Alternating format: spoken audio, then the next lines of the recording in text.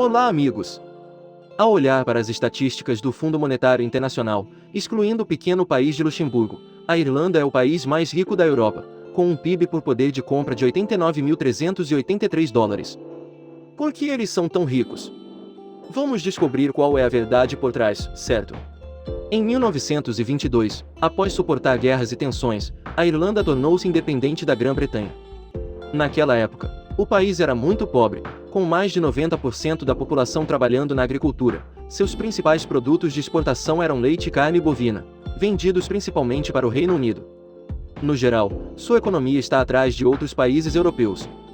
Na década de 1930, a Grande Recessão ocorreu em todo o mundo, e a demanda fez com que a maioria dos países com mercados livres sofresse pesadas perdas. Apenas países comunistas como a União Soviética e a China com economias fechadas têm crescido de forma constante. O líder irlandês Edmund de Valera viu os pontos fortes e fracos das economias capitalista e comunista.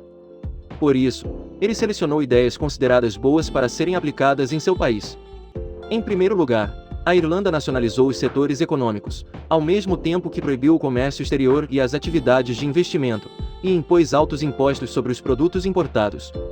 Essas histórias eles aprendem de países comunistas com economia de subsistência. Em segundo lugar, a Irlanda promoveu a industrialização em massa em muitas indústrias para se modernizar como os países ocidentais. No entanto, todas essas políticas são ineficazes. Porque para fazer um país se industrializar rapidamente é preciso ter os recursos necessários para construir fábricas, comprar máquinas, construir portos ou edifícios modernos. Ainda mais importante é ter carvão ou minério de ferro, recursos necessários para a indústria pesada. Mas a Irlanda era tão pobre naquela época, todos os recursos eram escassos, então o processo de industrialização falhou rapidamente. Além disso, a nacionalização da economia faz com que as pessoas se sintam menos livres e menos propensas a se desenvolver em comparação com outros países europeus ricos. Portanto, muitas pessoas deixaram o país, junto com a fome anterior que fez com que a população da Irlanda caísse de 8 milhões para 4 milhões em 1950.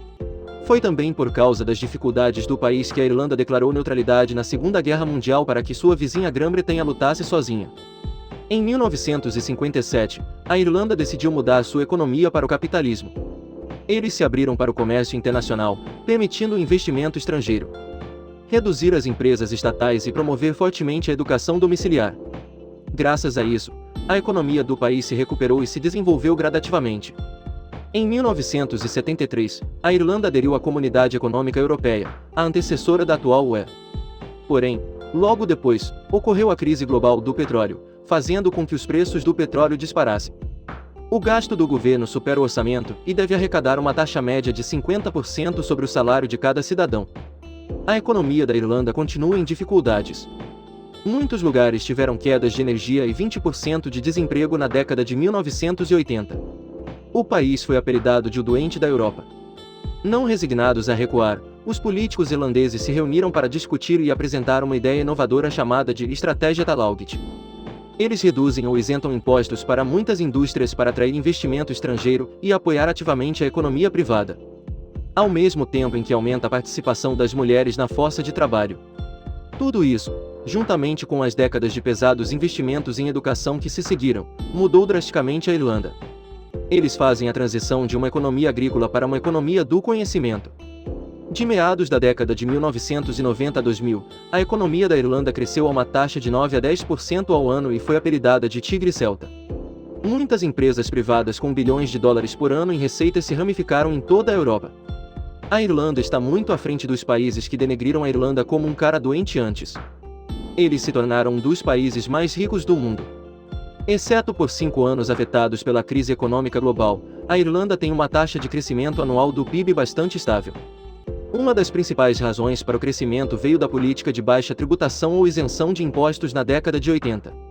Isso atraiu a atenção de empresas multinacionais e corporações com milhares de funcionários, incluindo Google, Facebook, Microsoft, Samsung, Intel, Apple, IBM, Oracle, Cisco, Tencent.